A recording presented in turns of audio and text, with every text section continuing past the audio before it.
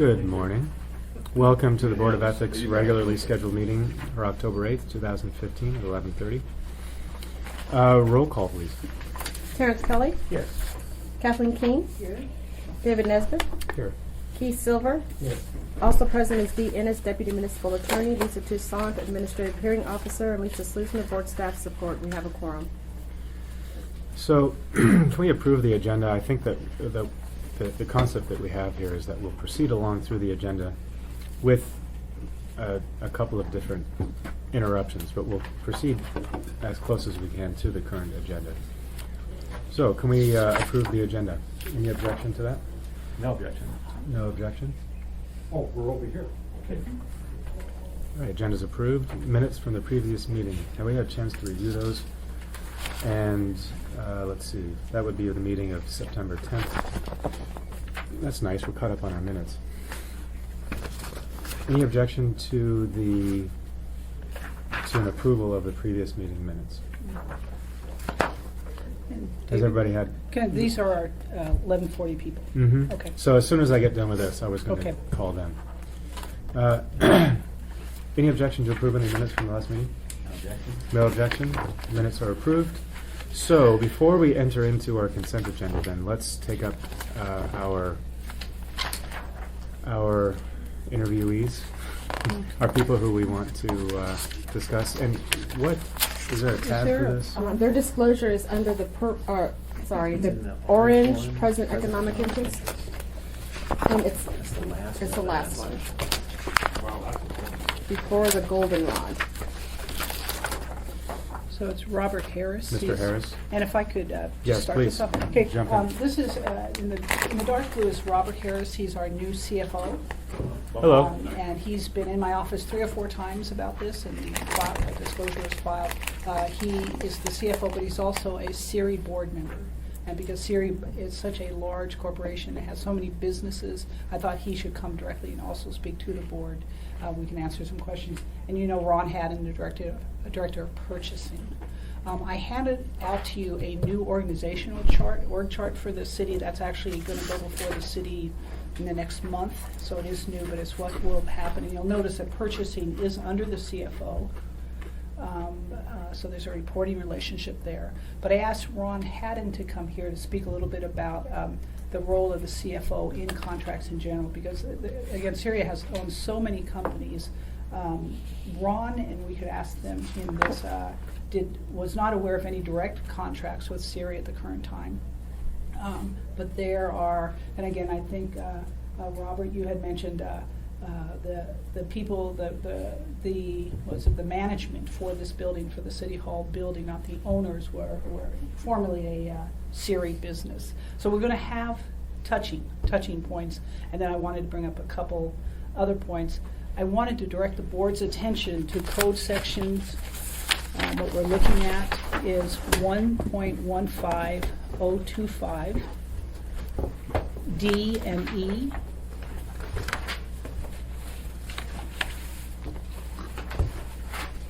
This is the employee section. D is, and it would be D2, disclosure of present economic interest. Am I on the right thing? Okay. D2, and one of the disclosures, the name of each organization or enterprise engaging in business with the municipality, both for profit or not for profit, in which the municipal employee has an economic interest, or is a director, officer, or employee, and the title of the position held. So Ms. Robert is a director in the SERI board, so this is part of his disclosure. So both for-profit and not-for-profit. Okay. Okay. So he is a director, and that's why this is coming up. And also, if you look at E, just mentions that in the future, any contracts of that corporation should be competitively solicited and not a sole source. This I don't think was ever meant to really apply to the SERI board with its many divisions and 10 or 15 corporations, but Robert has asked for guidance as well, and so I think there is technically an interest there, and we need to be cognizant of it. Are there any managements? if I could ask this board, maybe I'd start off with Ron Haddon and the relationship of purchasing. When a contract comes, let's assume it's a Siri-owned corporation, comes through to purchasing, what would be, in general, what would be Mr. Harris's involvement as the CFO? Do you mind, Ron, addressing that? What I'd like to first do is just describe how the process works in purchasing. And that process works is it normally starts off with a requisition from the requiring department, which is typically for construction contracts or even many of the service contracts is the Public Works Department. So we will get a requisition. That department would be the one that prepares the specifications. It would come to us. We would then competitively bid that requirement. We would get the bids in, then we would evaluate the bids first of all to determine is the contractor responsive. Once that decision is made, we turn it back to Public Works or the requiring department for them to do a recommendation to award. That recommendation of award comes to us, to purchasing. If the requirement is under $500,000, the code gives the purchasing officer the authority to execute, sign the contract. If it's over $500,000, then I have to go to the assembly for approval. Those are for competitively acquired projects. So practically speaking, the CFO is not directly involved in the evaluation of bids or the signing of contracts. Where he may be aware of that is in our annual staff meetings, we're asked to, or not annual, in our weekly staff meetings, we're asked to brief any significant activities, and then I would brief the entire staff on those significant activities. Yes, sir. All these contracts are publicly noticed That's correct. as far as opportunities to bid. That is correct. It is advertised on the municipal website. Well, I guess one of the reason I'm asking is that his position as CFO is not going to give Siri an advantage. No, it will not. Okay. Now, on sole source requirements, if it's under $30,000, again, it comes to the purchasing department by the requiring activity. Under $30,000, I have authority to approve those without going to the assembly. Over $30,000, I have to go to the assembly for approval. And those items that are taken to the assembly are through a public notice and assembly memorandum, where the assembly and the public gets an opportunity to weigh in on those. So again, the CFO has very limited opportunity to influence, or he is noticed the same time that the public is essentially. Yes, does he approve contracts? No, the CFO does not approve contracts. That goes through your, That comes through. and then ultimately to the assembly? Ultimately to the assembly. The people in the municipality that have authority to approve contracts are the mayor, the municipal manager, the purchasing office, and 2 individuals within the purchasing department. The CFO does not have signature or approval authority for contracts or purchase orders. And I will interrupt, there's a few contracts that he, in Yeah. fact, within his own department, bond counsel and financial consultants, but that's his group only. So obviously that wouldn't be a Siri consultant. Yes, Who are the folks that participate in the evaluation of these bids? Not names, of course, but who are the evaluation when the bids come in? Who that evaluates? It will be the purchasing department determines the responsiveness of the bid, i.e. did they meet all the administrative requirements of the bid? And then it goes to the requiring department. It could be, and most of the time it's Public Works, could be Oh, I see. all different departments. Oh, okay. Not necessarily one particular person. Then they give us a recommendation of award. Once we get the recommendation of award, we make, purchasing makes the determination, are they, quote, a responsible contractor? Do they have the financial and technical capability to perform the contract? Again, very limited opportunity for the CFO to influence the process. Could you talk a little bit about the relationship between purchasing and the chief fiscal officer in terms of, the what is the CFO's sort of like authority and capacity in terms of disciplining and firing people in payroll? So Or I'm purchasing. concerned about the kind of buffering, what kind of firewall is there? I mean, I see that based on this chart that you're sort of under the direction of the CFO. So is basically the CFO your boss? Is that the way people in payroll would see it? The CFO is my direct reporting official. However, the purchasing officer is appointed by the mayor and approved by the assembly. Okay, okay. And can only be removed by the mayor then? Yes. With, Yeah, the mayor I would say technically is the person who would remove me, but again, and the CFO reports to the mayor. sure. So he would make a recommendation to the mayor then would determine whether he wants to retain me or not. Is there a situation where there could be a more direct relationship? It sounds to me like what you're saying is that that it's a pretty indirect relationship between the CFO and purchasing and these types of contracts. Can you envision any type of situation where something would become more direct? Honestly, no. Okay.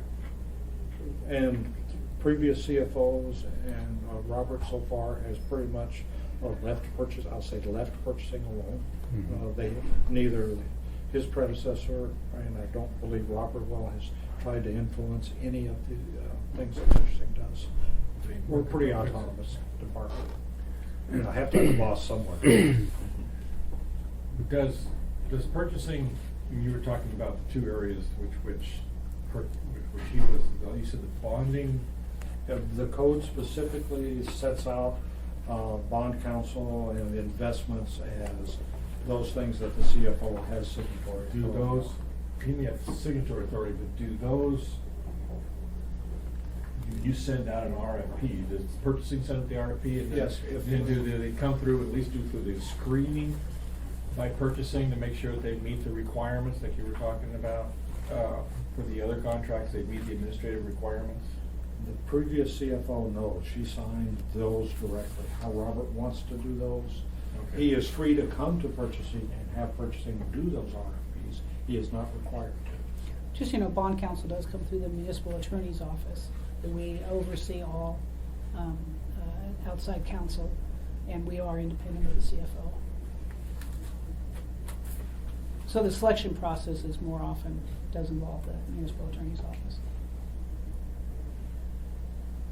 Do you have any questions for Robert? I know, would you like to offer any thoughts? You had some pretty strong feelings about this and the position that you would take if something came up, what you would do. Certainly. So, Thank you, Ron. thanks for the opportunity for letting me come down here and discuss this. I appreciate your thoughts and your guidance. As Dee has explained to me, having grown up in this city and having been a part of the community for my entire life, sometimes it's really hard to avoid conflicts that might arise. But I think, by being sort of proactive and looking ahead and when those things become known, taking steps to recuse myself from involvement is, I think, the best way to protect the interests of the municipality and for my fiduciary duties as a CIRI board member to protect CIRI as well. So, since taking this role, I think I was here about 3 or 4 weeks, and somebody said, "Oh yeah, PTP manages the building," and that's when I said, "Well, wait a minute, hold on here," because I think there was some at the time CIRI might have had an ownership relationship with PTP, and I don't know. I haven't been paying attention. You said they're sold. I suppose I should probably know publicly what announcements have been made, but all I know is they told me don't talk about it. So, but since you mentioned it, perhaps I'm a little more free to. But as a member of the board of CIRI, my responsibility is to be one of 15 people who oversees all the business functions of the corporation, of the for-profit corporation. I have limited involvement with the nonprofits that are affiliated with CIRI, who have their nonprofit status, who have their status by virtue of CIRI, in essence, handing over tribal authority to them. So Cook Inlet Housing, being a nonprofit, Cook Inlet Tribal Council, South Central Foundation, kind of the three that sort of immediately pop to mind. those, my involvement is simply limited to being one of 15 people who votes on a proposed board members that might be assigned to those. I'm not on any of those boards. Otherwise, I have nothing to do with the nonprofit businesses that Siri is affiliated with. Siri itself, as I said, my role as a board member, I'm one of 15 people. I'm overseeing the business of the corporation. I serve on the investment committee presently, compensation, nominating, and then the full board. So, for example, one of the things that cropped up early on was Siri owns 100% of Fire Island Wind, and had, in a few years back, sold power through a power sales agreement to Chugach Electric. And I know they've been interested in trying to build a relationship with MLMP. But because of my role at the municipality, I have told Siri that I will have to recuse myself from any discussions. And I have told people here, including people at MLMP, that because of my involvement with Siri, I'm going to recuse myself from any of the discussions here. So I'll do it at both ends. I'm not sure that's actually a requirement, but it seems like a far more far cleaner way to handle a potential conflict, or even the appearance that I'm favoring one side or the other. Let's see. Yes. And can I bring up something that just came up yesterday, in fact, is you may be following in the papers, MLMP or the city may be putting in a bid on ConocoPhillips, but that's around the corner. Just yesterday, we discovered that Siri might have a leasehold interest, some type of small leasehold interest in the properties. How would you handle that? This would be one of those things where I would think, and I've talked with Bill Falsey about this, it's less than a % interest as I understand it. I wasn't aware of it until late yesterday that in fact Siri was a leaseholder. I mean, I know Siri owns oil and gas all through Cook Inlet, obviously.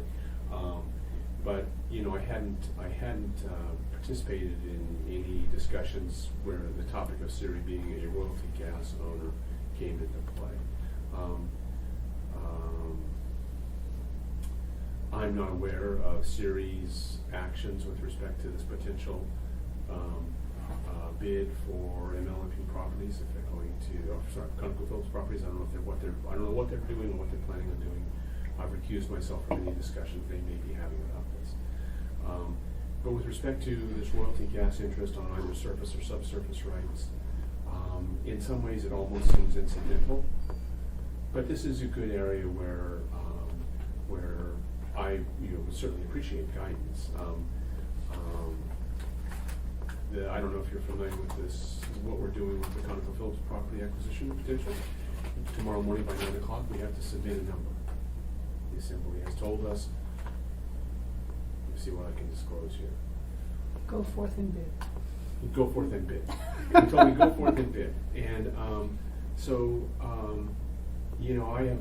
I have worked to recuse and isolate myself from any other potential negotiations that might be happening if in fact Siri is doing any of that. I don't know if they are. I don't want to know if they are. But for example, to get kind of this ethics piece, we're going to have a discussion probably later this afternoon on what our number is. Okay. In that sense, my participation in that discussion could have a marginal impact on Siri by less than a 1% royalty interest. Like I think it's 0.08 or 0.09. It's a tenth of less than a tenth of a percent royalty interest. But I would think that that's going to be paid to Siri whether we buy it or not. Whoever buys this asset, Siri gets the money whether it's us or not.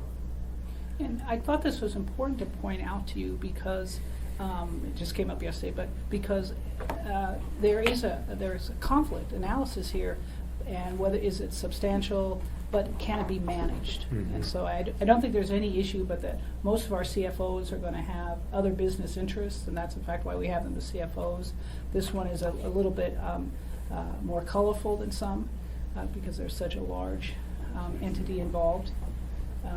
But that's why I wanted to bring this, it's hot off the press, just came in yesterday afternoon. And of course, everybody then contacted municipal attorneys saying, okay, is this an issue? So I wanted to also let you know that this was happening. Well, and I want to applaud you for bringing this up, because you get it out on the table now before the paper picks it up and breaks you over the coals for something, you're not doing anything wrong, but, Right. but the optics is the word of the day. It can look bad. Right. And and I think, I feel very fortunate in this position that I have very strong leadership through the departments and divisions that that are assigned to me, that I'm managing, Ron, for example. So, I feel very comfortable in situations where I might have a conflict of assigning, as soon as I know the conflict exists, you're delegating all of the responsibility and authority for making a decision on a particular matter to somebody else. I feel really fortunate that we've got really strong people within these departments that know their business, and I think I'd be comfortable with the decision they Are make. these people strong enough to tell you that we think you might have a conflict and we may want to reassign? Oh, absolutely. I mean, Okay. Ron is sort of a great example. Having served in state government in the past, and knowing that there are so many procurement rules, most of which I don't know, that my default position is to go and say, Ron, I'm thinking about this. What should I do or not do? Or if a matter comes before me, generally one of my first conversations is with my department leads, my department staff, to say, inform me about the process so that I don't end up thinking it should be this way, but in fact, we have a set of rules that really specifically define what we can and can't do. So I feel really comfortable, and Ron, I think, hopefully in this case, he has an officer position, probably doesn't get a badge, but he has an officer position, and I think there's, from my personal perspective, I have a lot of respect for people who swear an oath to take their job responsibilities seriously and to uphold to the best of their ability. So I feel really comfortable with people like Ron. One thing I will note that's not in I don't know if it's in my ethics disclosure or not. I also serve now on the board of the Anchorage Community Development Authority, formerly the Parkland Authority. And that is a group that has authority to do development projects around the city. I think I specifically wrote my ethics disclosure to say that I wanted to recuse myself from any of SERI for-profit or affiliated for-profit businesses. And I think I tried to explicitly leave off SERI's nonprofits. I bring this, it's probably a good thing to bring up, because I might be off base here. But Cook Inlet Housing is right now working actively in the Anchorage region to try to address problems of homelessness and so forth. In the event that Anchorage Community Development Authority becomes involved in that, I would like to be a voice for helping that effort move along. It might not be appropriate for me, so if it's not, please let me know.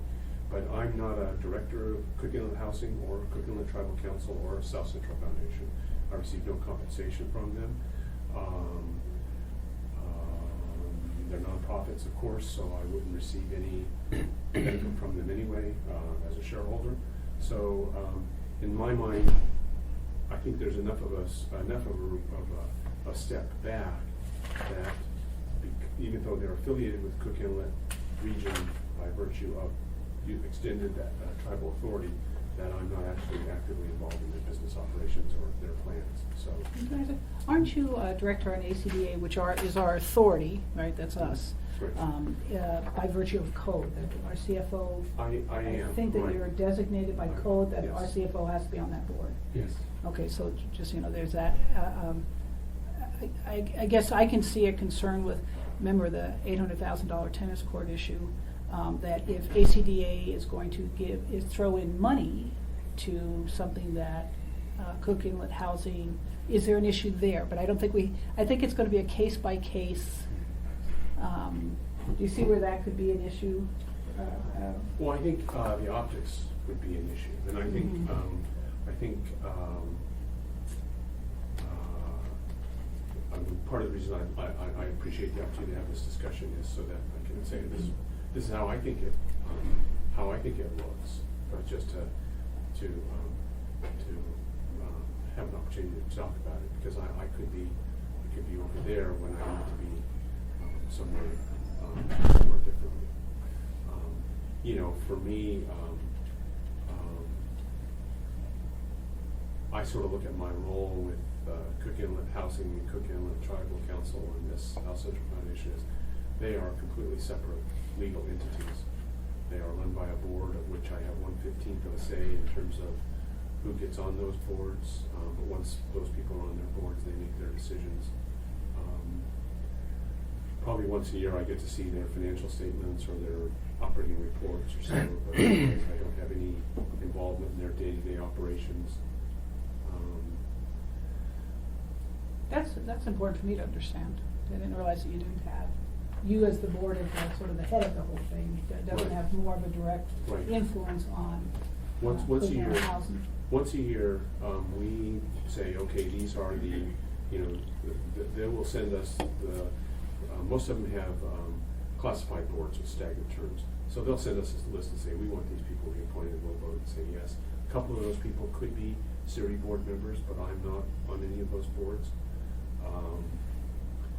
But otherwise, I don't have any involvement in their day-to-day management. I don't have any involvement in selecting who their staff is, what budget they're going to do, what they're going to be working on.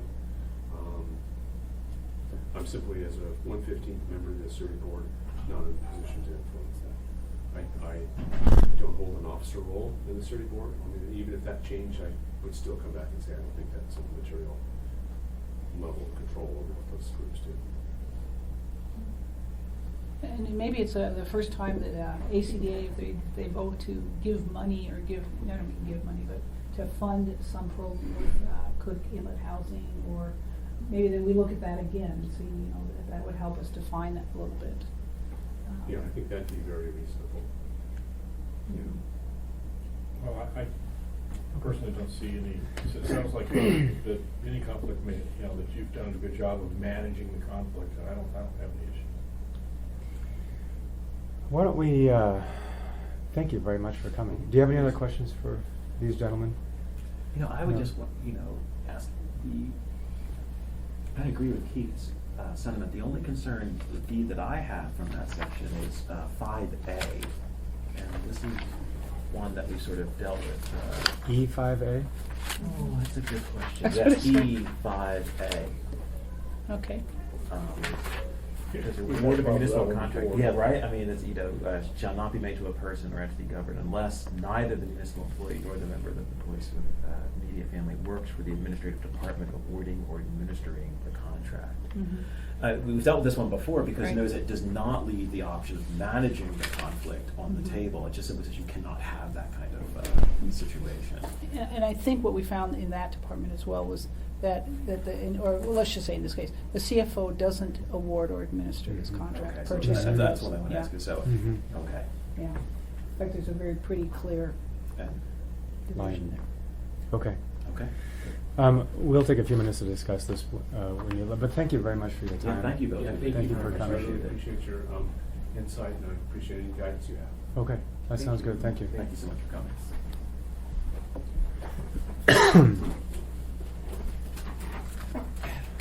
Hey, you were promised a sandwich, be sure you take it. This is the witness fee. You should complain there's no cookies today. Ron, in the refrigerator are some waters or soda. Do we want to take this up now, since it's fresh in our mind? Well, Let's discuss this, or- Suzanne hasn't shown up, so Right. yeah.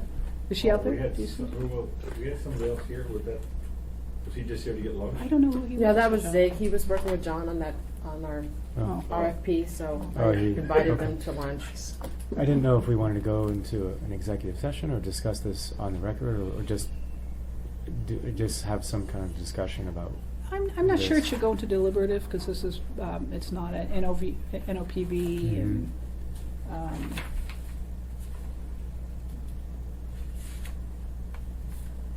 so I'm actually just not sure. It is one of the things in the public disclosure arena and public records is the higher up the official, the more things about them are public. So for instance, even discipline of a high enough official might come in because the public has a right to know. So I guess in this case, I think a public discussion would probably be in order. Okay. I tend to agree with this sentiment. It sounds like they're taking, we want people like him to be CFOs. We want people with his kind of experience and also community involvement to be part of the municipal fiscal responsibilities. I think it's the advantages to having him as far outweighs any danger. What I did note, though, is that there is a significant touching. I mean, it's going to be all the time. There's going to be little stuff popping up that we're going to have to rely on his judgment and his management to deal with. I think it's pretty obvious that the contacts are regular and often. I don't know that I have a problem with it, but it'll take active management, it sounds like to me. But that's kind of my thoughts. If somebody else... You know, I recommends it, invited yeah. Ron here today because I was asking him, okay, so tell me what's your relationship, and I was comforted to know that there is, you know, that. By the way, this is Suzanne Flea. Oh, good. Come on in for Yes. 5 minutes. We're Good time? discussing Okay. Mr. Harris right now, but Yeah. Robert Oh, Harris, but feel okay. free. And there's that sandwich if you'd like. Yeah. The last That there one, was, yeah. Yeah, that the not mine. CFO really doesn't approve, administer, select contracts. Mhm. That there was that division because I think, yeah, there's enough Siri companies that are going to come through purchasing. Okay. I just recommend, I guess, if anything, that he knows the way to your office. Just If be any vigilant. question comes up, he can. He's been in my office 4 to 6 Yeah. times in the last 3 weeks, Right. and also about public records issues, Sure. because he gets information and what, But I feel comfortable with him being vigilant and respecting his discretion. I do.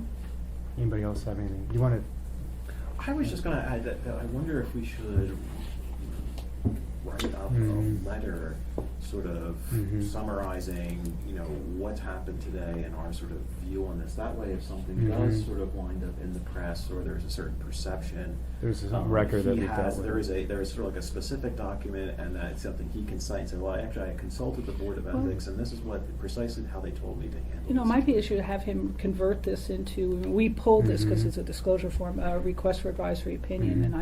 and we can submit that within a day. Let's do that. And That'd be then great. we'll have Yeah. a written response. I think that sounds good. And something we can send Lisa on. Now, I Yeah, I haven't think said it'd be that, good who's for going him. to I think it'd draft be- that written response? Yeah. Well, and I, to be perfectly honest with you, I commend the administration to be able to, you know, hiring somebody of that caliber for that position. And like you said, number one, you know, that they take a pay cut typically, and two, you know, but you want people, you know, his and others that take some of those positions to, with experience, to be able to take that. Okay. Okay. So let's do that then. Let's convert this, I mean, assuming that he'll do, Mhm. he'd be happy to do a request for advisement. And Let then me we can ask you, have... Lisa, do you yet feel comfortable enough to start writing, or? I'm pretty busy right now, but Mhm. I can, yeah, I've got a lot of hearing decisions that I need to make. but- Well, maybe the two of us could do that Okay. together. Why don't we try to do it together? All right. Okay. That sounds good. Any other comment before we move on to our next witness? Okay. Let's see, are we under a specific... Oh, this is an This is an NLPV, NLPV so we should go into Move to executive? executive All right, session. what's an Okay. NLPV? Notice of potential Oh, violation. okay. It's confidential, so we will go into executive session. Any objection going into executive session? All right, so let's go to, I'm sorry? No. No objection. So let's go into executive session.